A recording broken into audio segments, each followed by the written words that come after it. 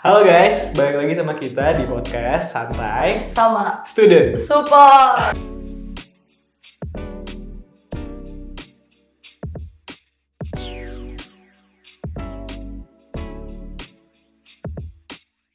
Nah, hari ini kita kedatangan tamu nih teman-teman. Tapi sebelum kita memperkenalkan tamu kita, mungkin kita kenalan dulu.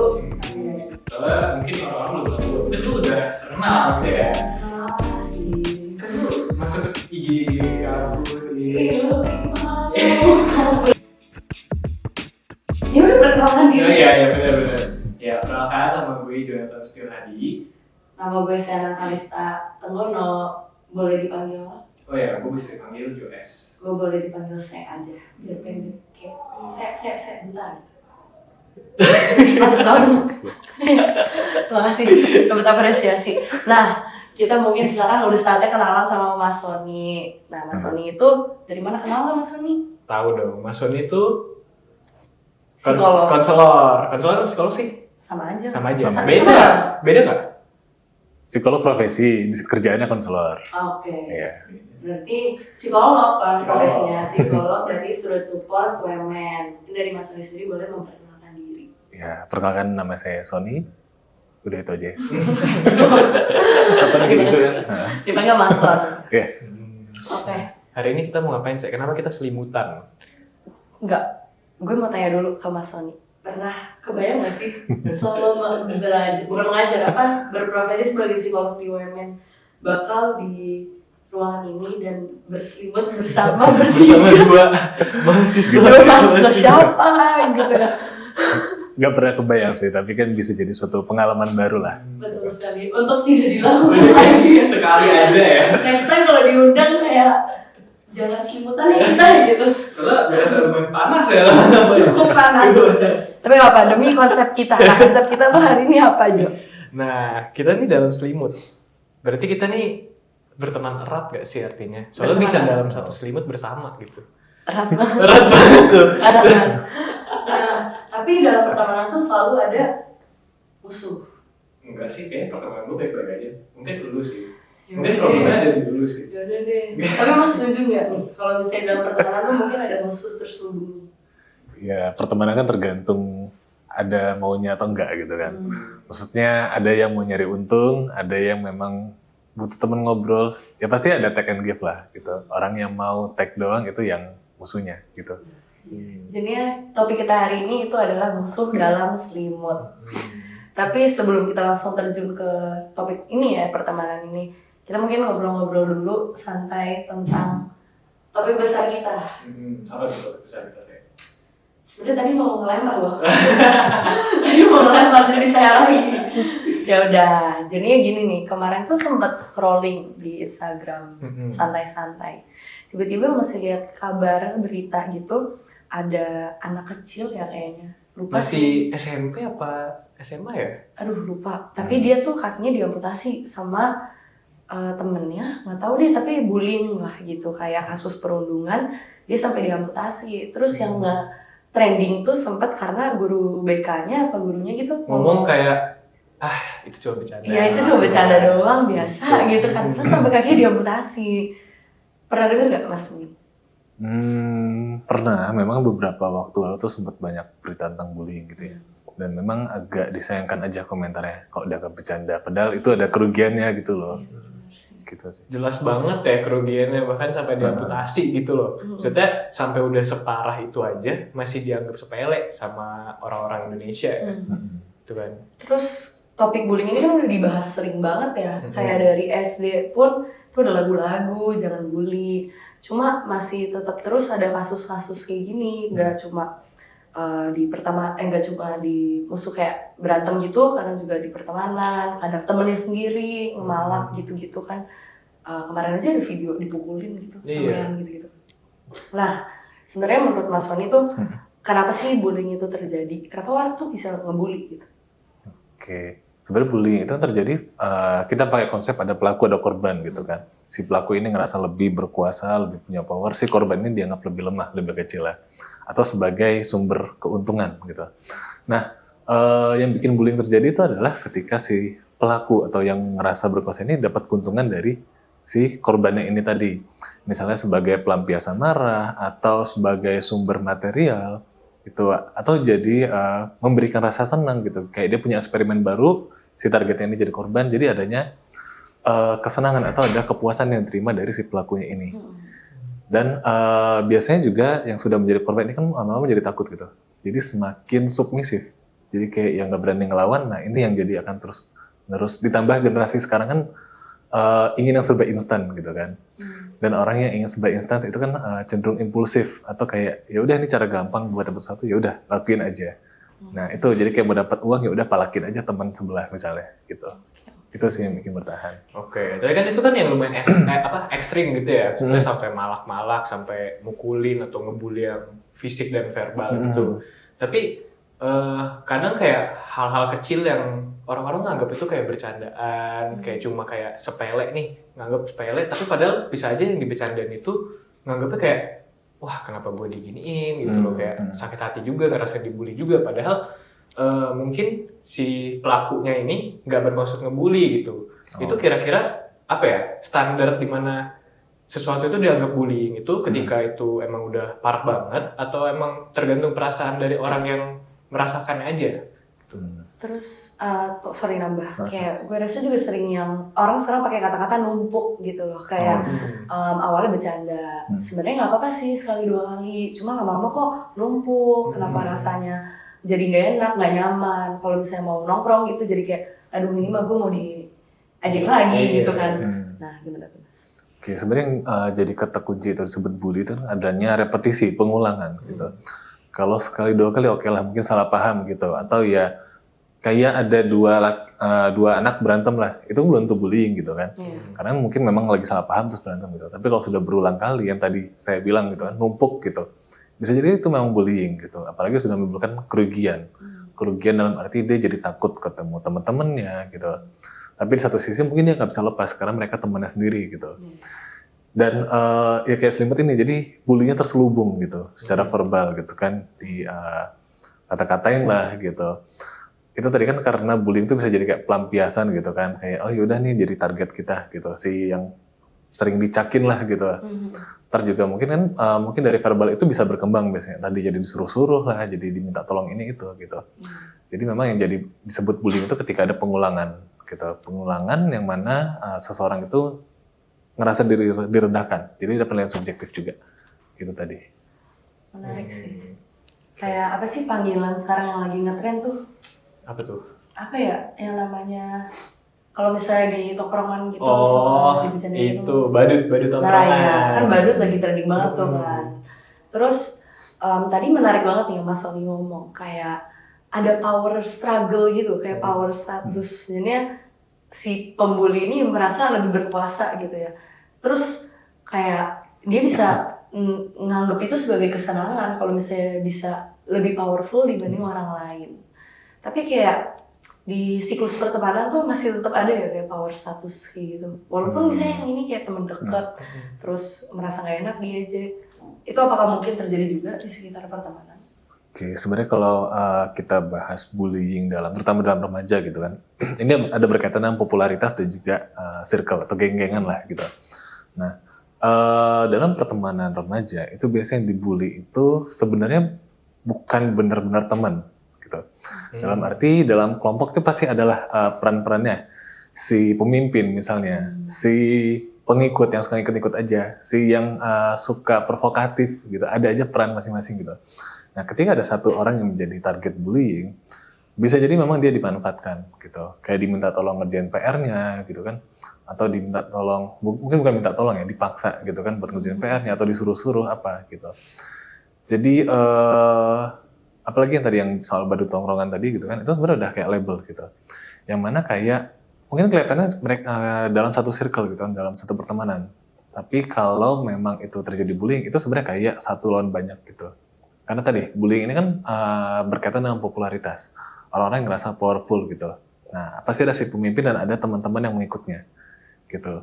Ya itu tadi sebenarnya bisa jadi ketika dia masuk ke dalam satu circle bukan berarti dia itu berteman gitu. Cuma udah dia ada power dynamic gitu ya. betul. Udah ada pemimpinnya dan pengikutnya gitu. Kayak sebenarnya Jadi tuh kerajaan. sebenarnya tuh lu dimanfaatin doang gitu. Kayak dulu kalau di zaman, mungkin kita beda zaman ya. Di zaman saya tuh ada namanya kayak ATM berjalan gitu. Itu kalau mau dibully bisa aja. Cuma karena ini powernya seimbang jadinya nggak bully gitu kan. Gitu. Maksudnya kayak ada yang dimanfaatkan dan yang dimanfaatkan ini kadang ngerasa kalau dia nggak ngelakuin itu dia terancam. Gitu. Jadi kayak serba salah juga. Gitu. Nah, kalau tadi kan ngebahas soal dalam circle tuh ada yang pemimpinnya, ada ini, ada role masing-masing gitu kan. Nah, kalau gue sendiri, ini gue mau cerita pengalaman gue ya. Waktu dulu gue SMP, SMA, gue juga ada circle gitu kan, temenan cowok-cowok semua. Dan emang ada 1-2 orang yang dijadiin badut gitulah, yang jadi bercandaan. Gue juga salah satunya gitu kan. Tapi kalau di pertemanan gue itu dulu, kita kayak ganti-gantian gitu loh. Maksudnya adalah Di relasi. iya, ada. Jadi role itu bukan role tetap. Jadwal Senin kayak dari ini Kita tergantung siapa yang hari ini lagi ngebadut, kita badutin hari itu gitu loh. Jadi tapi emang ada 1-2 yang ngebadut terus sih. Jadi kena mulu. Cuma kayak tetap aja gak ada satu sosok yang beneran kayak oh dia leader kita nih. Kayak kalaupun ada yang lebih dominan, kalau dia lagi ngebadut, kita badutin juga gitu loh. Nah, kalau gitu hitungannya masih apa ya? Tetap termasuk bullying atau enggak? Tapi kan kita fair-fairan gitu loh. Sebenarnya kita nggak nyerang satu orang doang. Kita kayak semua kena. Itu yang gue tadi juga mau nanya sih, kayak kalau kayak gitu berarti jatuhnya kayak progresif kan. Jadi orang baru masuk circle-nya bukan langsung dengan niatan, wah ini orang nih kita gunain gitu kan.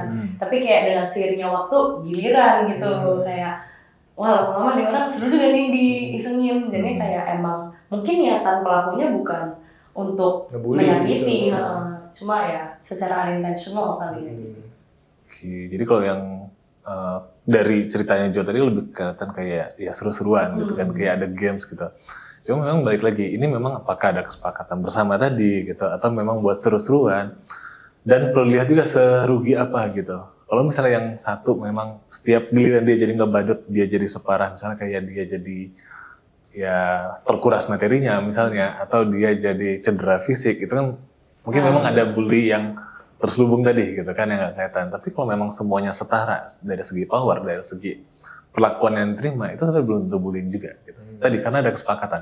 Jadi emang tergantung orangnya juga sih. Nah itu susah juga tuh Jo.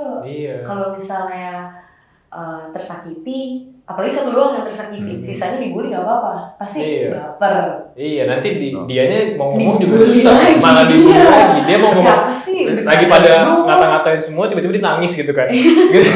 Kan bingung, dia juga susah gitu ngomongnya. Gue pernah botol gue tuh hilang, terus temen gue lagi bercandain, tapi gue tuh sebenarnya stres karena botol gue hilang, gue nangis, kayak Sandra lucu banget deh, masa dibercandain dikit kalau bisa pusing nangis gitu kan. Iya, itu gimana tuh? Itu nangis tuh sebenarnya mereward dari perilaku bully-nya gitu. Maksudnya kayak pelaku bully tuh senang kalau ngeliat targetnya itu ketakutan, nangis, atau ngasih keuntungan gitu. Jadi semakin si korbannya ini reaktif atau semakin tersiksa, dia semakin senang gitu. Makanya tadi yang jadi cerita Sena memang ya orangnya jadi senang karena ngeliat Sena nangis lucu loh gitu kan. Nanti mungkin mau dicoba lagi gitu kan. Jadi, nah itu pengalaman itu udah berawal dari ada kesenangan pribadi itu tadi. Botolnya diumpetin dia mas. Akhirnya dia, sorry ya saya ini botol. Enggak, tapi kalau kayak gitu gue ngerasa itu udah apa ya, udah ngebully sih. Maksudnya intensional kan. Lu tahu kayak temen lu Lagi stres, lu dengan sengaja bikin dia makin stres gitu. Menurut gue enggak. Nah, kalau gue sendiri kan, ya gue pengalaman dibully ada lah ya.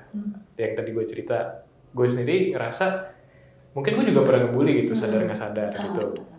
Dan mungkin gue nggak pernah secara intensional kayak nyerang satu orang terus gue injek-injek gitu, mungkin enggak. Cuma kadang tuh dulu waktu SMA, gue tipe orang yang ini apa aktif lah, gue yang badut kelas tahunnya tuh gue gitu kan.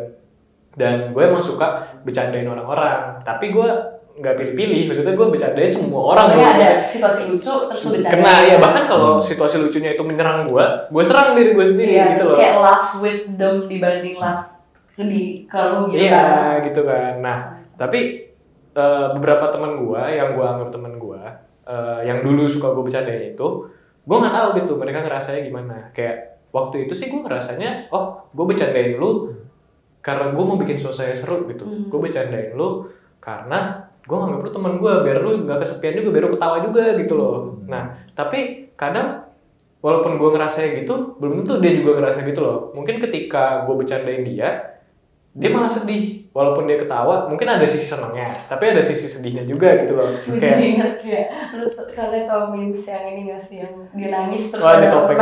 topeng senyum gitu. Nah iya kayak gitu loh, maksudnya mungkin nggak sih kayak pelaku pembuli itu sebenarnya niatnya baik gitu loh, kayak mungkin Biar nggak feel ya? welcome. Gitu loh. Gimana ya, dibilang pembuli baik itu sebenarnya nggak juga gitu. Karena pembuli itu buat keuntungan dia sendiri atau keuntungan gengnya sendiri lah gitu. Jadi kalau tadi yang cerita dari Joe, maksudnya kelihatan bahwa dia ada intensi buat menyenangkan sesama gitu. Jadi masih ada, ya itu tadi sharing kesenangan ya mungkin gitu ya. Karena kalau pembuli itu jelas dia egosentris kan, dia penting diri sendiri gitu. Udah nggak peduli lagi orang lain mau kayak gimana gitu. Karena karakter pembuli itu memang udah nggak mikirin perasaan orang lain gitu. Dan dia nggak takut mau dilaporin, mau diapain juga dia nggak takut gitu. Nah kalau yang dari cerita Joe mungkin memang tadi ya niatnya menghibur gitu. Lebih ke menertawakan hidup dan teman sendiri mungkin gitu ya. Jadi ya dibilang bully pun belum tentu. Tapi memang ketika ada perasaan gak nyaman, kan ini kan perasaan gak nyaman atau dirugikan ini kan subjektif. Mungkin gak ada salahnya itu dibilang gitu, gue gak suka lo diginiin gitu. Boleh gak cara lain aja gitu. Dan yang sering terjadi pada korban bully adalah dia gak berani mengatakan itu. Gitu. Makanya si pembulinya akan terus menerus gitu. Tapi kalau dalam pertemanan mungkin itu masih bisa didengarkan gitu. Kayak mungkin si temennya ini yang biasa ngejalin tuh ngerti, kayak dia nggak suka gitu. Oke, dia pakai cara lain yang lebih bisa diterima misalnya gitu.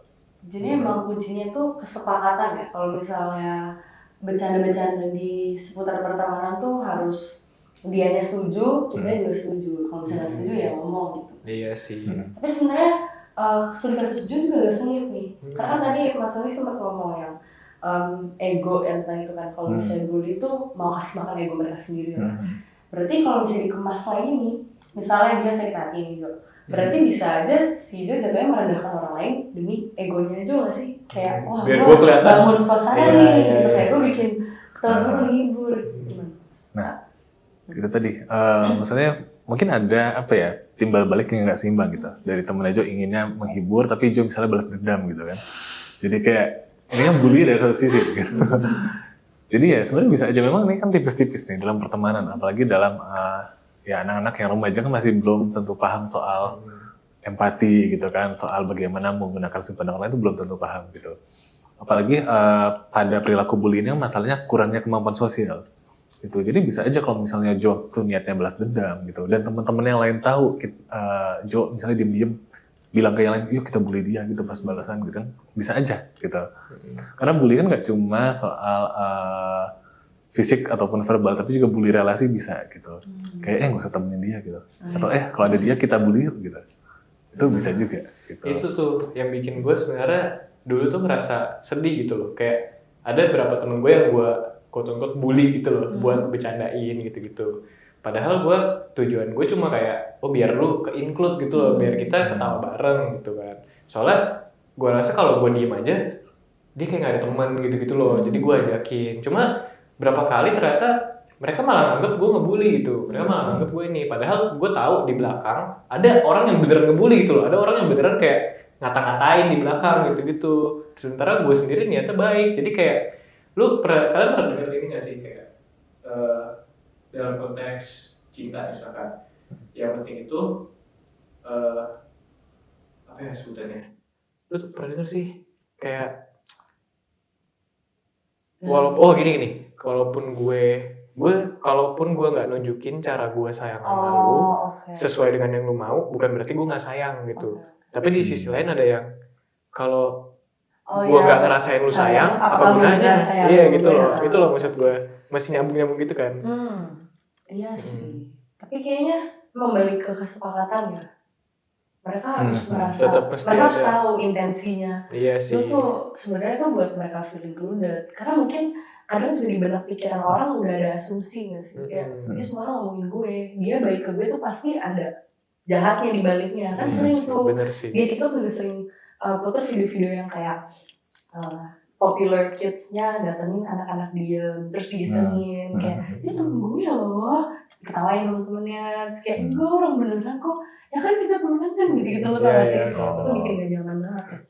Sebenarnya lebih ke powernya sih saya, kalau dibilang kesepakatan lebih ke powernya gitu. Kayak tadi kan sebenarnya kayak ya verbal, lo tuh teman gue gitu, itu kan sebenarnya verbal yang sebenarnya di balik itu powernya tetap aja di bawah kayak kita gitu kan, di bawah kami gitu kan.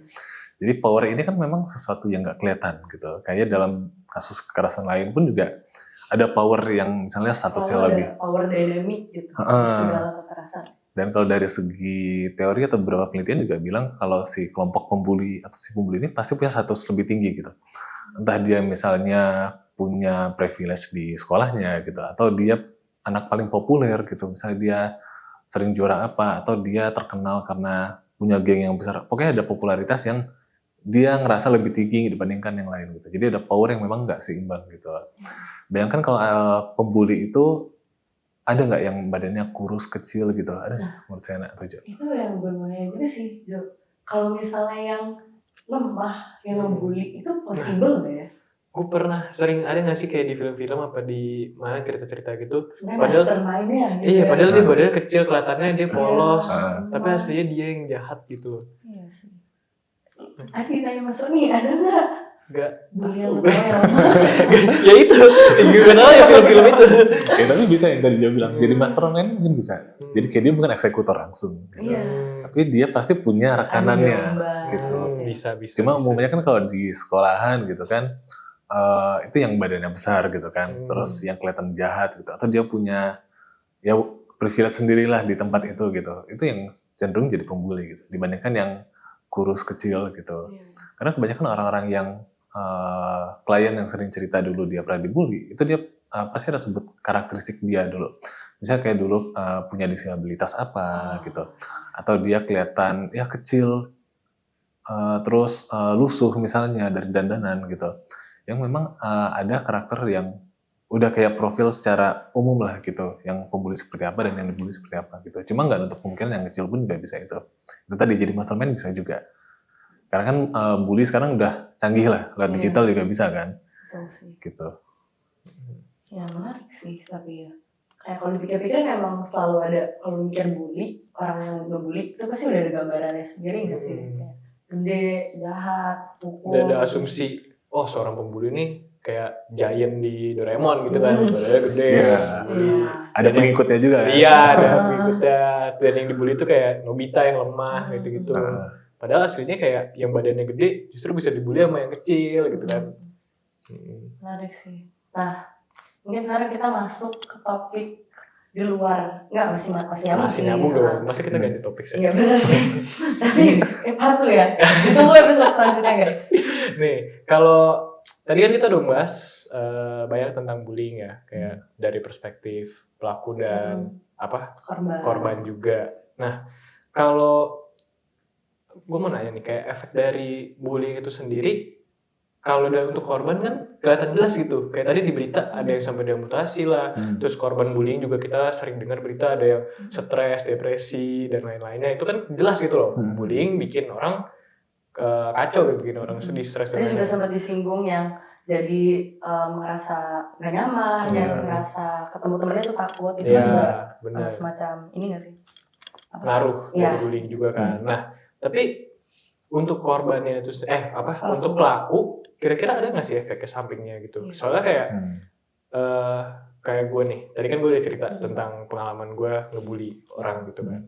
Gue sendiri ketika gue tahu ternyata orang yang gue bercandain itu merasa nggak nyaman, gue jadi nggak enak gitu loh. Soalnya gue jadi ada rasa guilt di conscience gue sampai sekarang gitu, bahkan kayak aduh, padahal niat gue baik, tapi ternyata dia merasa terbully gitu loh.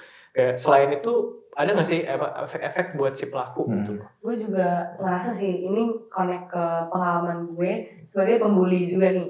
Dulu tuh suka banget ngadu domba jujur. Jadinya kayak, gue pengakuan guys. Manas-manasin gitu ya sih? Enggak, bukan manas-manasin Jo. Lebih ke, misalnya ada konflik Mas Sony sama Jo. Gue ke Mas Sony bilang, gue gak enak nih gak kasih tau lu, si Jo tadi kayak gini. Oh gitu Jo. Tapi sebenarnya bukan intensi gue untuk bikin kalian berantem. Gue lebih ke intensinya bikin kalian suka sama gue. Oh, biar kelihatan gue di pihak lu nih. Iya, tapi gue gitu ke semua pihak. Jadi gue sempet tuh dimarahin sama guru BK gue. Gue dibilangin kayak, udah gak usah ikut campur lain kali gitu. Kayak gak perlu ngomong kesini. Tapi kadang tuh beban banget di gue gitu loh. Kayaknya gue mulai terbiasa dengan favor itu kayak, lu jadi suka nih, jadi suka temenan sama gue. Mas Oli juga jadi suka temenan sama gue. Bilang makasih, bilang kayak lu teman yang baik. Ya siapa yang gak suka sih digituin.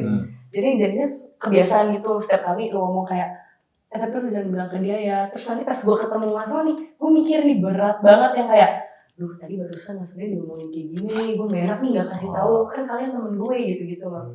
Walaupun gue juga ngomong Mas Oli, gue selalu ngomong kerja, gue ngomong kerja juga dengan ngomong Mas Oli, tapi pasti selalu gagal kan. Nah, jadi apa sih dampaknya kayak gimana?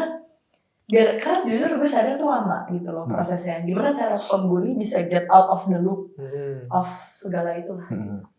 Oke, mungkin ngejawab yang jauh dulu baru ke sini karena ini nyambung gitu. Sebenarnya kalau kita pakai perspektif korban dulu gitu, memang si korban bully ini akan langsung menerima dampaknya gitu. Sedangkan kalau si pembuli ini lebih ke jangka panjang gitu. Kayak orang melakukan bullying karena dia nggak tahu cara berinteraksi sosial yang tepat gitu. Kayak yaudah ini cara yang paling tepat ini dilakukan gitu. Nah efeknya jangka panjang dia akan melakukan cara yang sama berulang kali gitu. Kayak misalnya Sayana tadi gitu kan, cara Sayana mendapatkan pertemanan dengan melakukan tadi kayak adu domba tadi gitu. Nah simpelnya Sayana akan ketagihan. Yaudah cara berteman akan begitu terus gitu. Tapi tetap kan di balik pertemuan itu akan ada guilty-nya atau mungkin nanti dilabrak apaan sih lu saya kayak gini-gini gitu kan bisa juga gitu. Iya itu tuh takut banget. Jadi kan jangka panjang gitu. Ada kemampuan sosial yang tumpul jadi yang nggak terlatih. Yang mana nanti di masa depan misalnya nanti kalau udah kerja atau udah lulus kuliah jadinya kayak stres kok susah banget punya teman gitu kan. Terus misalnya pekerjaan jadi kacau karena bully ini kan akan membentuk karakter kepribadian tertentu. Karakter yang memang kesannya terlalu egosentris atau terlalu merasa victim gitu juga ya. Kebalikannya saya, jadi kayak perilaku kriminal lah gitu. Karena kan ada kepribadian namanya antisosial gitu kan, atau disosial. Itu yang selalu cari keuntungan buat sendiri, selalu manipulatif. Oh itu kan ke arah sana. Gitu. Jadi lebih merasa yang selalu benar. Nah, selalu benar, selalu bisa dapat apapun yang dia mau gitu lah. Kan ketika itu ketemu di masa dewasa, misalnya dia jadi ya kena ke berbagai aspek, kayak dia nggak bisa dapat kerjaan yang pas misalnya, karena pendidikannya juga nggak bagus misalnya. Jadi kalau si pelaku ini misalnya sebenarnya kenanya ke jangka panjang nanti gitu. Kalau untuk yang efek immediate-nya, jangka pendeknya, dia misalnya dapat teguran atau sanksi gitu. Nah, cuma bukan berarti si pembuli ini akan langsung berubah gitu. Karena pemahaman konsep dia tentang sosial itu yang sebenarnya perlu ditanamkan juga. Gitu. Makanya kalau untuk anak-anak yang pelaku kejahatan gitu kan, berbuat kejahatan di bawah 18 tahun itu kan masuknya ke rehabilitasi sosial gitu. Karena dia nggak mampu secara sosial. Kayak gimana sih berteman yang benar gitu kan. Gimana sih cara memahami perasaan orang lain gitu. Jadi memang ya kalau untuk pelaku ini jangka panjang gitu. Nah, untuk si pelaku ini bisa tobat, dia perlu sadar dulu bahwa yang dilakukan itu salah gitu. Jadi perlu ya itu tadi. Ya simpelnya kayak diceramahin dulu lah gitu. Sampai dia sadar bahwa ini tuh salah loh gitu. Atau sampai dia dapat perlakuan yang serupa misalnya. Karmanya, karmanya itu yang bikin orang cepat tobat ya kan Jus? Iya, gue ngerasa sih karmanya sih. Bener sih. Udah sih. Untuk podcast hari ini kita udah cukup bahas. Cukup banyak banget soal bullying. Nggak tahu nih 6 jam kali udah podcast kita. Kalau kita lanjut bisa sampai besok. Jadinya mungkin ada kata-kata terakhir nih. Oh iya, sebelum kita tutup ya. Gue mau minta maaf dulu untuk orang-orang yang pernah ngerasa video klarifikasi dia. Gue Jonathan Setiahadi minta maaf dan dan buat orang yang pernah ngebully gue mau maafkan kalian. Good job. Ya, tapi sama sih. Mungkin video ini juga bisa jadi pelajaran untuk orang yang maupun pelaku atau sudah dibully apa yang harus dilakukan ya. Emang harus banyak merefleksi diri sih dan belajar juga apa yang harus dilakukan, apa benar apa yang tidak, merugikan orang lain kah, kita harus merugikan orang lain juga. Nah mungkin dari Mas Sony ada tanggapan terakhir. Ini baru keinget sih.